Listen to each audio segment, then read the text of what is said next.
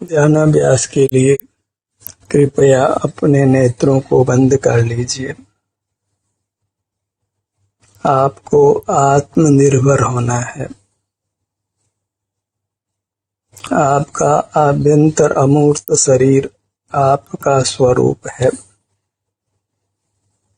उसी से युक्त रहना है।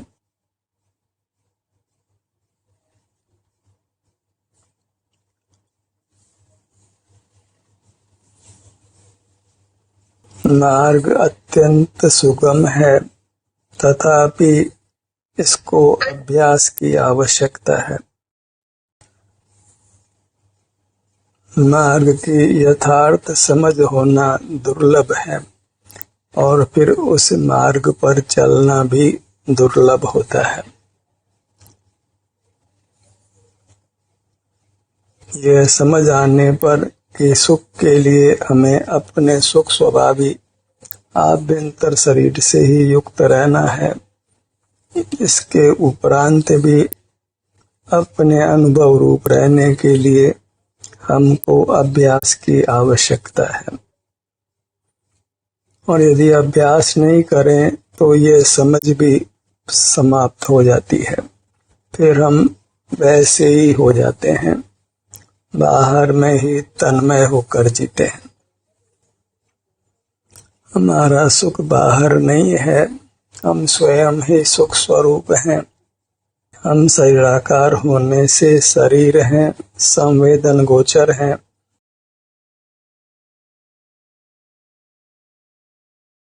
हम सजग रहें, अपना अनुभव करने का प्रयत्न करते रहें, अन्यथा समझ का कुछ भी लाभ नहीं है। बाहर की दुनिया ने हमसे छूट जाना है, फिर नया शरीर प्राप्त कर हम नई दुनिया में जन्म लेते हैं।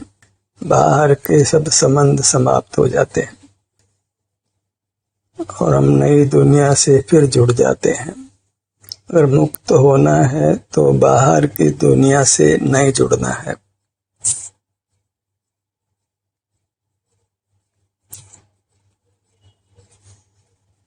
अपना आभ्यंतर शरीर ही हमारी यथार्थ दुनिया है। वह सुख का स्रोत है, सुख का खजाना है। उससे युक्त होने पर हमको स्वमेव सुख का अनुभव होता है। हम सब दुखों से मुक्त होते हैं।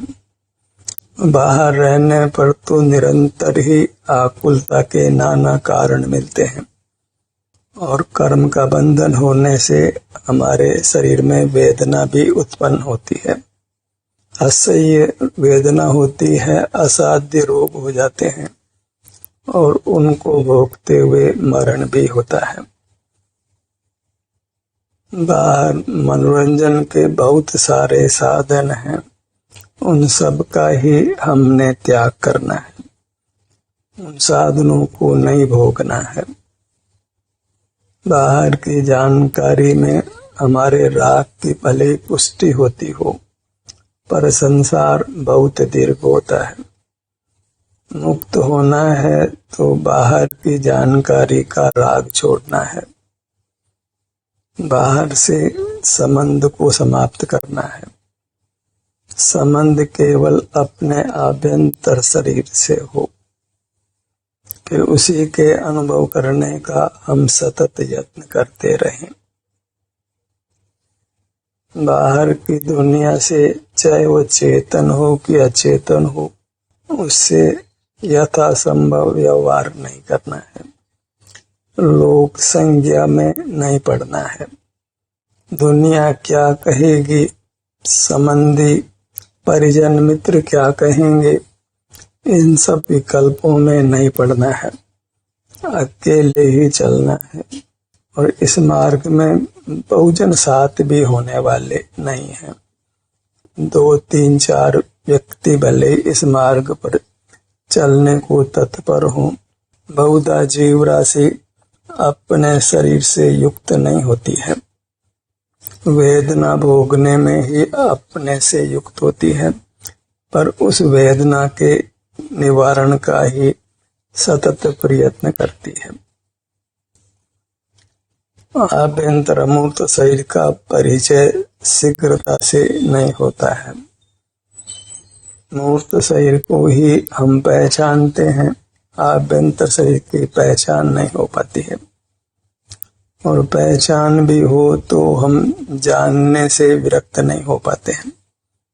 बाहर का जानना ही हमारा जीवन बना हुआ है, और जो बाह्य पदार्थ जानने में आते हैं उन्हीं का आलम्बन लेते हुए हम निरंतर जीते हैं, तो पराधीनता बनी ही रहती है। उत्तम सुख का भोग नहीं होता है। उत्तम सुख का भोग करने के लिए केवल अपनी मुद्रा से युक्त रहना है, क्योंकि हमारे लिए अपनी मुद्रा ही आनंद दाता है, वही हमारा परमात्मा भी है। बाहर में ही हम परमात्मा की स्थापना करके संतुष्ट हो जाते हैं, उनको ही देवादिदेव मानकर उनका ही निरंतर दर्शन पूजन करते हैं।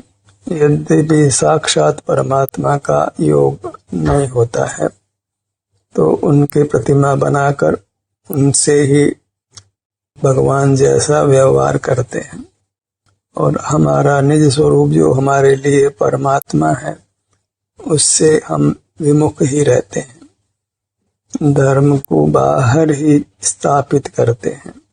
धर्म केवल अपनी मुद्रा से युक्त रहना है, अपना ही अनुभव भोग करते हुए रहना है। मूर्त पदार्थों को देखना, जानना या अन्य प्रकार से उपयोग में लेना वह हमको संसार में परिभ्रमण कराता है, नाना दुख देता है। यदि हम दुखों से भयभीत हैं, दुख नहीं चाहते हैं, उत्तम सुख चाहते हैं, तो केवल अपनी मुद्रा से युक्त रहना है। अपनी मुद्रा भी सुख का साधन हो और बाहर के पदार्थ भी सुख का साधन हो, ऐसा बिल्कुल नहीं है। एकांततः अपनी मुद्रा ही सुख का साधन है, अन्य कोई पदार्थ सुख का साधन नहीं है। और अपनी मुद्रा से युक्त रहते हैं तो हमें उत्तम सुख का भोग होता है। बाह्य पदार्थों की आवश्यकता भी फिर नहीं होती है। अब आवश्यकता इसी बात की है कि हम ध्यान का अभ्यास करें, अर्थात अपनी मुद्रा का संवेदन करते हुए रहें। ध्यान का अर्थ अपने शरीर में जो भी सुख दुख की अवस्था है उसका अनुभव करते हुए रहना है। अन्य भी बहुत कुछ परिणाम हमारी मूर्त में कर्म के संबंध से होते हों तो उनको कदापि मुख्य नहीं करना है। यहाँ तक कि वेदना होती है उसका भले ही हम अनुभव करें पर उसको मुख्य नहीं करना है, क्योंकि ये सब परिणाम समाप्त होने वाले हैं। जब हम अपनी मुद्रा को ही स्वीकार करते हैं, उसके ही सन्मुख रहते हैं, तो वेदना ने मिटना है और अन्य जो भी कुछ अपने में होता है, स्वाचोस्वासी क्रिया हो कि कुछ हलन चलन हो, सब ने मिट जाना है। केवल आनंद का अनुभव रहना है। तो अन्य जो कुछ अपने में होता है, अपने सिर से पैरों तक होता है, उसको बिल्कुल मुख्य नहीं करना है। Let go. हमारे ज्ञान के विषय भले ही बने पर उनका वेदन नहीं होता है, और हमें वेदन चाहिए। सुख को वेद आ जाता है, तो हमें सुख की पर्याय जो कि अपने सन्मुख होने से होती है उसी को भोग कर संतुष्ट रहना है। और वह सुख अपने सन्मुख होने पर अनुभव में आता है, निराकुलता रूप से, निर्विकल्पता रूप से, वीतरागता रूप से।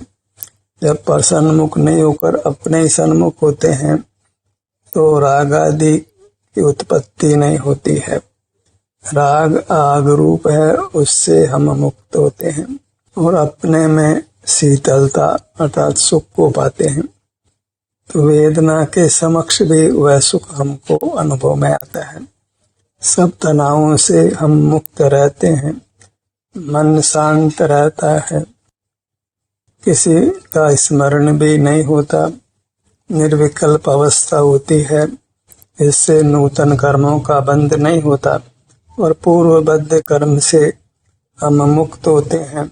जो जो कर्मों से मुक्त होते हैं त्यों त्यों उत्तम सुख का अनुभव हमको होता है। अपने मुद्रा को लक्ष्य में रखिए। उपयोग शीघ्र शीघ्र भीतर बाहर तभी प्राथमिक अवस्था में होता है। तो आप सुनते हुए भी फिर अपना संवेदन कर सकते हैं। पहले ऐसा लगे कि दोनों काम एक साथ हो रहे हैं, पर समय भेद रहता है। तो हमको ध्यानाभ्यास करते हुए रहना है, संवेदन करते रहना है, पुनः पुनः अपने सन्मुख होते रहना है। पुनः पुनः तो इसलिए कि फिर इंद्रिय ज्ञान होता है, मन में विकल्प उत्पन्न होता है, किसी का स्मरण होता है, तो हमको फिर अपने सन्मुख होना है और अपने में जो भी स्थिरता बनती है उसका उत्तम सुख होता है, उस सुख को बढ़ाते जाना है। अभ्यास उत्तरोत्तर बढ़ता जाए। अभी मार्ग बहुत तय करना है। अभी हम प्राथमिक चरण में हैं और मार्ग बहुत तय करना है। इसलिए प्रमाद में नहीं रहना है, लौकिक प्रलोभनों में नहीं रहना है। प्रलोभन लक्ष्मी और सरस्वती का ही प्रधानता से होता है। तो धन के आने में हर्षित नहीं होना है, धन के जाने पर खेद खिन्न नहीं होना है। धन लेकर नहीं आए थे, धन लेकर नहीं जाएंगे, ऐसे ही ज्ञान अर्जित करके हर्षित नहीं होना है। और ज्ञान नहीं हो तो खेद खिन्न नहीं होना है। ज्ञान लेकर नहीं आए थे और लेकर भी नहीं जाएंगे। अपनी मूर्त ही लेकर आते हैं, अपनी मूर्त ही लेकर जाते हैं। तो अपनी मूर्त का ही प्रेम रखना है। धन और ज्ञान से अपने को मुक्त रखना है, अर्थात उनमें अपने उपयोग को खराब नहीं करना है। ये दो ही हमारा उपयोग खाते हैं, हमको बहिर्मुख रखते हैं। धन के जानने से खेद अनुभव में आता है, आने से हर्ष होता है। कुछ जानकारी मिलती है, कुछ पदार्थों को जानते हैं तो हम प्रसन्न हो जाते हैं। तो इन सब भावों से अपने को विरक्त रखिए। धन के विकल्प में नहीं रहना है और कुछ ज्ञान अर्जित करके प्रसन्न नहीं होना है। केवल अपनी मुद्रा से युक्त रहकर वीतराग रहना है, निर्विकल्प रहना है। लोक में लक्ष्मी और सरस्वती की पूजा की जाती है, उसको अच्छा माना जाता है। ये ही हमारे सुख के वैरी हैं, मुक्ति के वैरी हैं। प्राय इस समय में जीवों को लक्ष्मी की भी अनुकूलता है, सरस्वती की भी अनुकूलता है। तो अब उसमें आगे नहीं बढ़ना है। जितना हो गया है वह पहले ही अधिक हो गया है। अब केवल अपनी मूर्त से युक्त रहना है, अनुभव का अभ्यास बढ़ाना है और जांचिए कि आप कितना अपने पर निर्भर रह पा रहे हैं, अपनी मूर्त पर निर्भर रह पा रहे हैं। क्योंकि इसी ने हमारे संग सदा रहना है, इसी के आश्रय से रहकर हमको परमात्मा होना है। केवल अपनी मूर्त को ही ग्रहण करना है, उसी के सन्मुख रहना है, उसी में परिणामों को मगन करना है और दिन प्रतिदिन स्वानुभव का ही अभ्यास बनाना है। समय थोड़ा है और मार्ग बहुत तय करना है। और पर्व में हम कहाँ होंगे ये हम बिल्कुल जानते नहीं हैं। आयु थोड़ी ही प्राप्त होती है, काम बहुत करना है, इसलिए प्रमाद में नहीं रहना है। लौकिक जीवन के लिए जितनी लक्ष्मी और सरस्वती चाहिए हमें उससे अधिक ही उपलब्ध है। इसलिए धन की हानि में बिल्कुल खेद नहीं करना है, धन के लाभ में बिल्कुल प्रसन्न नहीं होना है, धन के अर्जन में प्रयत्न नहीं करना है, धन की रक्षा में भी प्रयत्न नहीं करना है, धन को भोगना भी नहीं है। ऐसे ही ज्ञान को अर्जित नहीं करना है।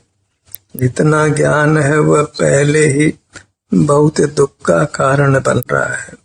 अब जितना जान लिया है उसका विस्मरण ही करना है।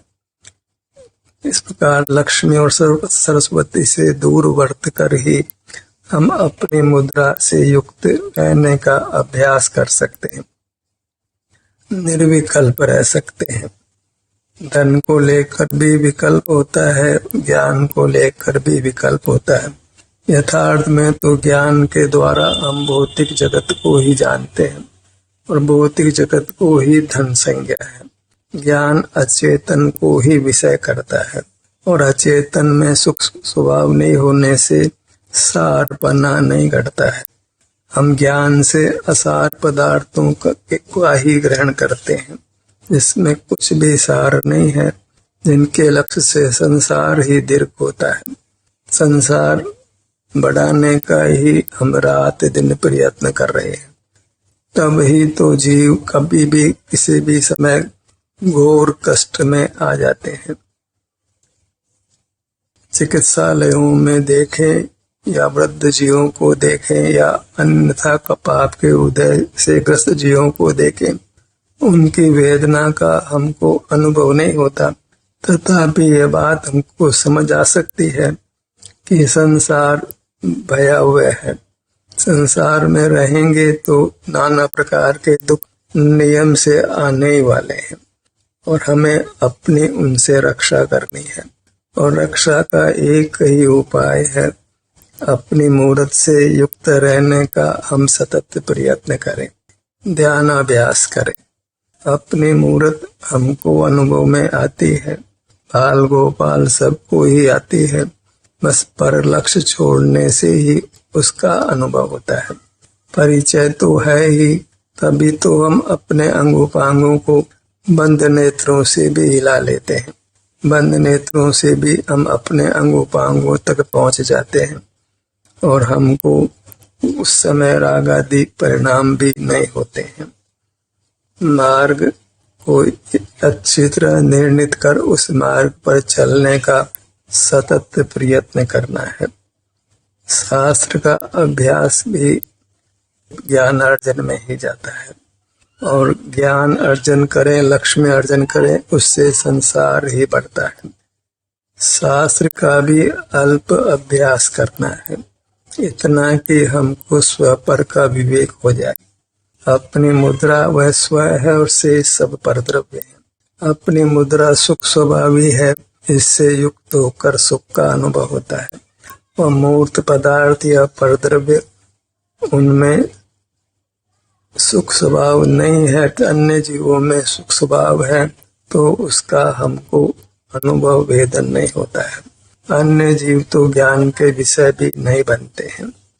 अपनी मूर्त ही संवेदन में आती है, अपनी मूर्त में आराम या वेदना है, उसका हमको अनुभव होता है और यह अनुभव ही मोक्ष का मार्ग है। इतना ही ध्यान का स्वरूप निर्णित करिए। फैलना नहीं है, परावलंबन नहीं करना है। सुख चाहिए तो सुख की जो भी स्थिति अभी वर्तमान में हमारे में अनुभव में आती है, सिर से पैरों तक आराम या वेदना रूप से उसको ही मुख्य करके अनुभव करना है। अन्य कुछ जानने में आए तो उसको लेट गो करना है, होकर चले जाने दो। चाहे वो श्वासोच्छ्वास हो कि धड़कन हो, फड़कन हो, अंगों का हिलना डुलना हो, ये सब कर्म के संबंध से होने वाले कार्य हैं, इनको मुख्य नहीं करना है।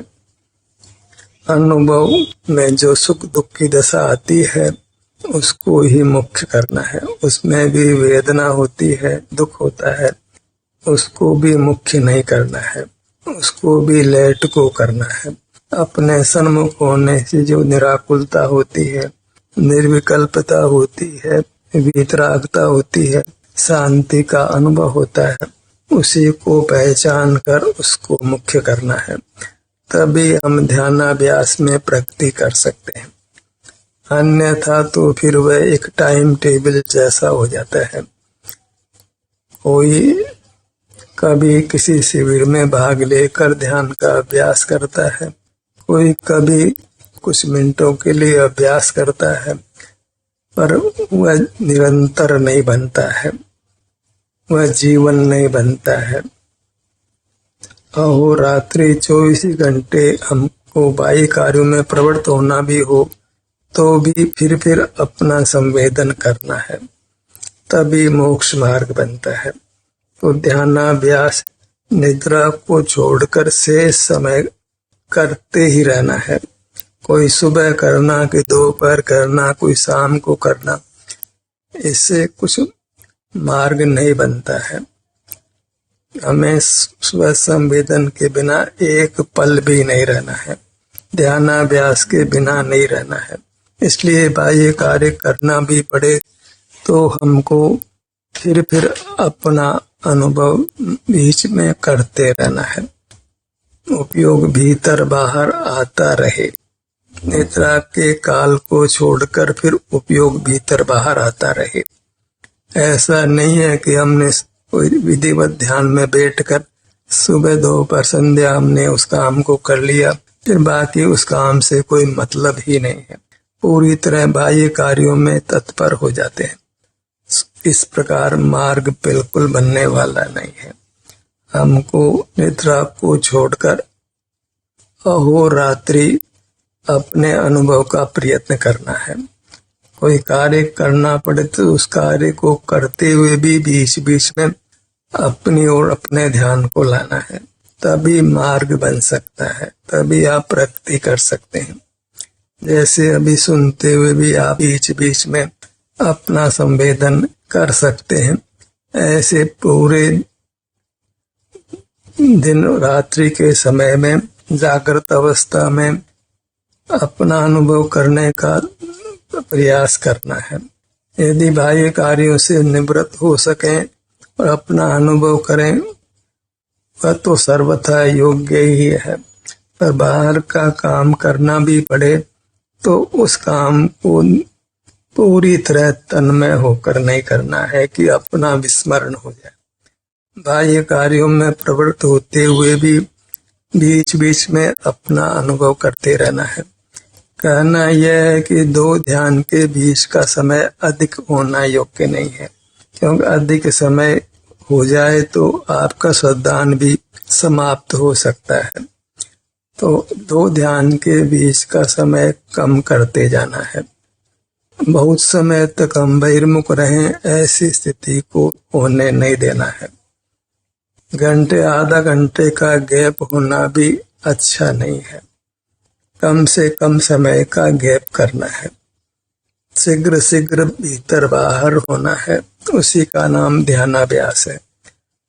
सुबह किया, दोपहर किया, शाम को किया, ये कोई ध्यानाभ्यास नहीं नाम पाता है।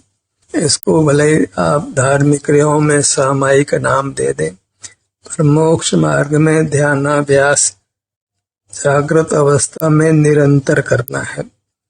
बाह्य कार्य आप भी पढ़ें तो उस काम को करते समय भी अवसर निकालना है, क्योंकि वृत्ति शीघ्र ही स्वसंवेदन रूप हो जाती है।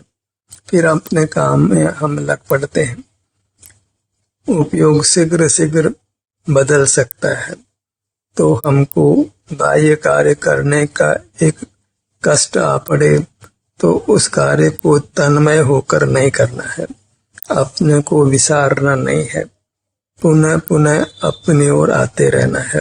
बराबर अपने को जांचिए, क्या दो अनुभव के बीच का समय बहुत अधिक है, तो वह अच्छी स्थिति नहीं है। हमें शीघ्र शीघ्र अनुभव करना है। 24 घंटे जागृत अवस्था में फिर अपनी ओर आते रहना है। बाहर के काम को साधते हुए भी आप अनुभव कर सकते हैं। तो आपका लौकिक जीवन उससे कहीं खराब नहीं होता है। बीच बीच में अपनी ओर आते हैं, एकाग्रता बढ़ती है तो लौकिक कार्यों को भी आप अच्छा कर पाते हैं, क्योंकि फिर अनुभव करने से आपकी निर्मलता बढ़ती है, पवित्रता बढ़ती है, सामर्थ्य बढ़ती है, तो उससे लौकिक कार्य भी तुलनात्मक रूप से अधिक अच्छे होते हैं। आपका लौकिक जीवन पहले से अधिक अच्छा होने वाला है। तो बाह्य कार्यों को करते हुए बीच बीच में अनुभव करें तो ही यह ध्यानाभ्यास नाम पाता है, मोक्ष मार्ग नाम पाता है। किसी भी कार्य को निरंतर बहिर्मुख होकर नहीं करना है, उस कार्य को करते हुए भी पुनः पुनः स्वसन्मुख होना है, तभी आप मोक्ष मार्ग में अपने को कायम रख सकते हैं। आपका सम्यक श्रद्धान ज्ञान बना रह सकता है, अन्यथा सब कुछ पूर्ववत हो जाना है। हमें दो ध्यान के बीच के काल को निरंतर कम करते जाना है, तभी हम अपना लक्ष्य जो मोक्ष की प्राप्ति है उसको पा सकते हैं। ज्ञान का सत्र यही समाप्त होता है।